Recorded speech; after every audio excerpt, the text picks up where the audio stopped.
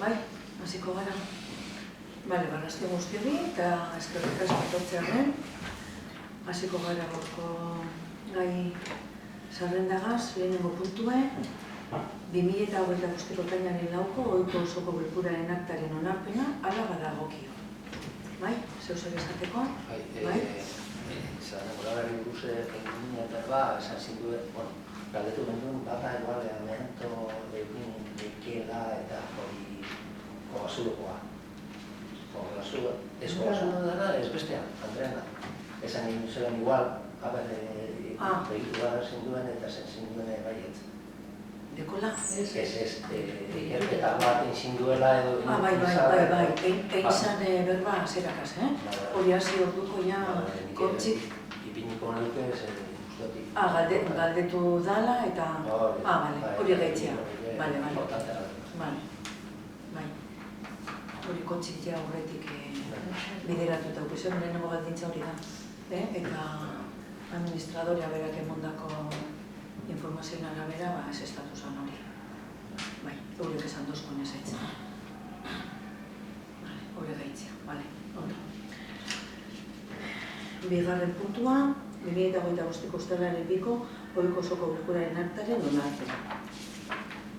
Honegaz, ados? Bai? Ondo. Hirugarrena, elei zerbitzuak esaile enpresari emuan udalaren lege zaintza eta berdagunen mantendu zerbitzuaren kontratuaren esleipena. Hori, etxarmenaren proposamena da lehenengoa, Lemoako udaleko berdegunen lore zaintza eta mantentze lanerako kontratua lehi zerbitzuak esaileri esleitzea. Aurkeztutako eskaintzaren arabera, 495.000, 483,50 urteko zenbatekoarekin, beza barra. Bigarrena, ebazpen hau hautagaiei eta lizitatzaileei jakinaraztea.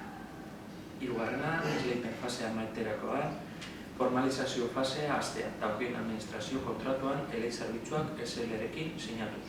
Hau da, jakinarazi behar dizuen guztia, zuzenbidean hobeto oinarrituko dagoen beste edozein iritzirik aterik egin gaur. Eta hori da proposamena, aurrera jarraitutea. Ados? Bai. Hau esan hartzetan guen. Laugarren puntua, gauza bera, baina da udalaren girodegia kudeatzeko zerbitzuaren kontratuaren esleipena. Bai? Bardina. Lehenengoa, Lemoako udal girodegiaren kudeaketa kontratua HIG Easy Service SL-eri esleitzea. Bigarrena, ebazpen hau hautagaiei eta lizitatzaileei jakinaraztea. Hirugarrena, esleipen fasea amaiterakoan, formalizazio fasea hastea, dagokion administrazio kontuan HIG Easy Service SL-rekin sinatuz. Hau da, jakinarazi behar dizuen guztia, zuzenbidean hobeto oinarritatua dagoen beste edozein iritzirik kalterik egin gabe. Bai, bozkatuko dugu, alde? Bai, dago bat ez, onartzen da. Bosgarren puntue, 105ko ordainsari egoera osagarria, 2024ko urtarriaren batetik aurrerako ondorioekin. Hauze puntu hau, gauko goizeko ogasun batzordean landu da, eta hemen esatea, hemen ustailan eudelek bideratutako zirkularra sartu da, eta honetan oinarritzen gara proposamen ekartzeko bai. Honako honek eudelek 2024ko ekainaren 27 bidalitako 2024ko ekitaldirako ordainsari egoerari buruzko zirkularraren jarraipen gisa ulertzen da. Bertan ekainaren 26ko 2024 errege lege dekretuak zenbait neurri hartzen ditu. Eta esaten dago literal, 2024ko urtarriaren batetik aurrerako ondorioekin ehuneko 0,25ko ordainsari egoera gehigarria eta finkagarria aplikatuko zaie hala badagokio 2022ko abenduaren 31an indarrean zeuden ordainsariei. Baldin eta 2022, 2023 eta 2024 urteetako KPI-aren aldaketaren baturak urte hauetako ordainsari igoera finko metatua gainditzen badu. Eta horrela ezin den.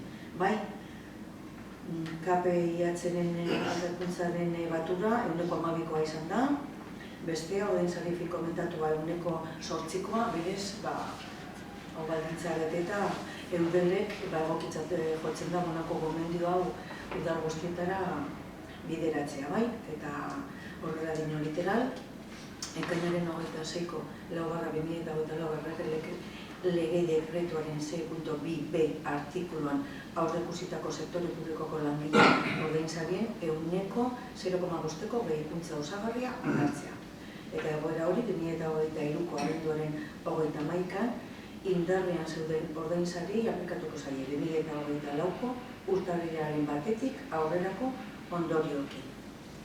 Eta hor erabiltze gora bera, laburtu dute proposamen orduan bozkatu daikegu, aldeko botoak, hau batez. Onartzen da.